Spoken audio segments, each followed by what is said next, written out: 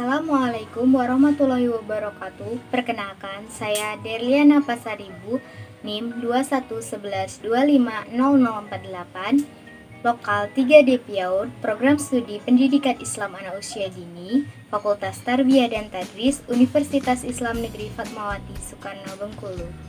Video ini saya buat untuk menyelesaikan tugas ujian akhir semester mata kuliah Bimbingan dan Konseling, dosen pengampu Denny Febrini, MAG, MPD. Pada video kali ini kita akan bersama-sama membahas tentang fungsi dan peran konselor dalam bimbingan dan konseling anak usia dini. Kita akan membahas pengertian konselor, karakteristik konselor, peran konselor, fungsi konselor, dan macam-macam konselor. Pengertian konselor. Menurut Kamus Besar Bahasa Indonesia, konselor adalah anggota atau staf yang bertindak sebagai pembantu utama atau orang yang melayani konseling. Jamal Makmur Asmani 2010 halaman 5 menjelaskan, seorang konselor adalah seorang yang pandai menyelami dunia anak secara mendalam. Konselor merupakan istilah yang diajukan kepada tenaga profesional yang memberikan layanan dalam bidang konseling.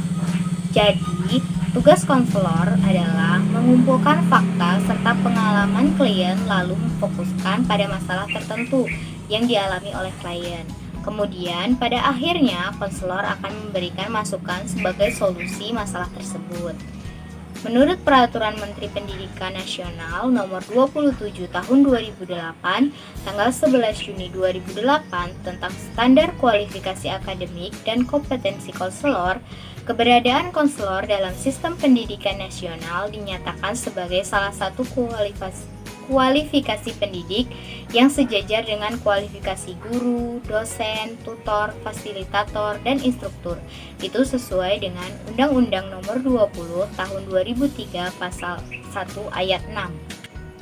B. Karakteristik konselor. Konselor memiliki beberapa karakteristik. Yang pertama, keahlian atau kompetensi. Kompetensi itu merujuk pada pendidikan dan pelatihan, sertifikat dan lisensi, atau gelar dan jabatan yang dimiliki oleh seorang konselor. Yang kedua, ada keatraktifan. Keatraktifan konselor digambarkan dalam penampilan fisik yang menarik serta sikap atau cara bertindaknya. Biasanya ditunjukkan dengan respon-respon nonverbal. Yang ketiga, ada penampilan yang menarik. Penampilan fisik dan interpersonal yang menarik bisa mempengaruhi kesan klien terhadap konselor. Yang keempat, itu bisa dipercaya. Konselor harus memiliki sifat jujur dan tidak menyebarkan informasi yang disampaikan oleh kliennya, sehingga klien merasa nyaman ketika memberikan informasi kepada konselor. C. Fungsi konselor. Fungsi konselor ini ada 8. Yang pertama, pengembangan program. Yang kedua, konseling. Ketiga, perencanaan karir dan pendidikan. Keempat, penempatan siswa. Kelima, konsultasi staf. Keenam, hubungan masyarakat. Ketujuh, pemahaman diri siswa. Dan yang terakhir, fungsi alih tangan. D. Peran konselor. Ada beberapa peran konselor, yaitu yang pertama, peran konselor dalam praktik. Konselor berperan membantu siswa untuk mencapai pemahaman tentang dirinya dan lingkungannya, serta membantu mereka untuk mampu membuat sebuah keputusan. Yang kedua, konselor sebagai administrator sekolah.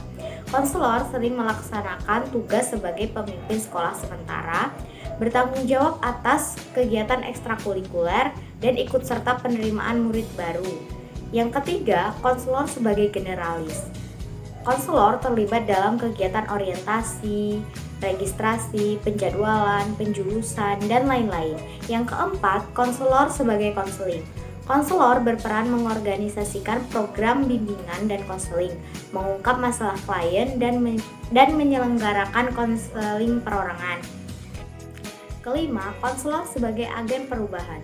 Konselor sebagai agen perubahan karena konselor ahli dalam masalah belajar dan sekaligus mampu mengkomunikasikan ilmunya kepada orang lain. Yang keenam, konselor sebagai spesialis dalam psikologi. Konselor dapat dilibatkan dalam kegiatan pengembangan kurikulum khususnya hal-hal yang bersifat psikologis. Yang ketujuh, konselor sebagai ahli perilaku terapan.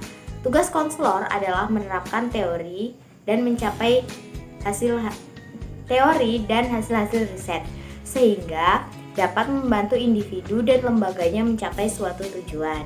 Yang kedelapan, konselor sebagai manajer.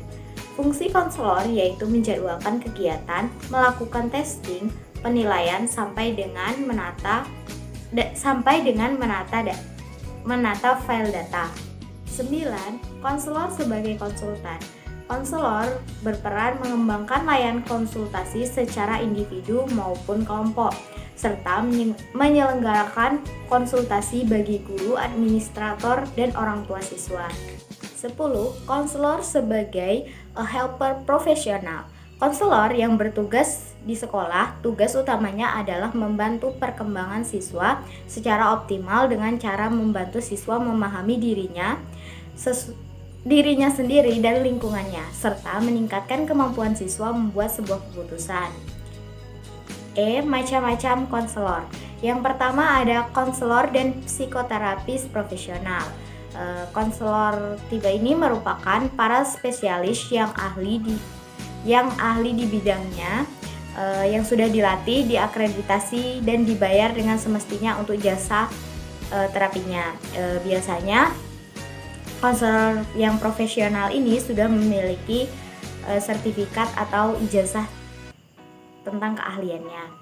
Yang kedua ada konselor praprofesional, merupakan orang-orang yang terlatih di bidang konseling namun tidak memiliki kualifikasi konseling psikoterapi terakreditasi. Jadi konselor yang praprofesional ini belum memiliki sertifikat atau ijazah. Yang ketiga ada voluntary counselor. Ini merupakan orang-orang yang terlatih di bidang konseling yang bekerja secara sukarela dalam sebuah lembaga. Yang keempat ada helpers yang menggunakan keterampilan konseling sebagai bagian pekerjaannya. Yang kelima ada peer helpers atau orang-orang yang menggunakan keterampilan konseling sebagai bagian jaringan dukungan dengan derajat yang formal. Keenam ada informal helpers atau semua orang yang berpeluang membantu orang lain, baik dalam peran sebagai pasangan, orang tua, saudara, rekan kerja, atau teman. 6. Informal helpers. Informal helpers ini adalah semua orang yang berpeluang membantu orang lain, baik dalam perannya sebagai pasangan, orang tua, saudara, teman, atau rekan kerja. Jadi setiap orang itu bisa melakukan konseling kepada orang lain. Itu adalah salah satu contoh informal helpers. Dan yang terakhir ada konseling, psikoterapi, dan helping student. Ini merupakan mahasiswa yang menggunakan keterampilan konseling sebagai bagian dari kuliah konseling psikoterapis dan helping. Mungkin itulah tadi sedikit materi yang dapat saya sampaikan. Lebih dan kurang saya akhiri. Wassalamualaikum warahmatullahi wabarakatuh. Squeeze me oh so tight. Sure.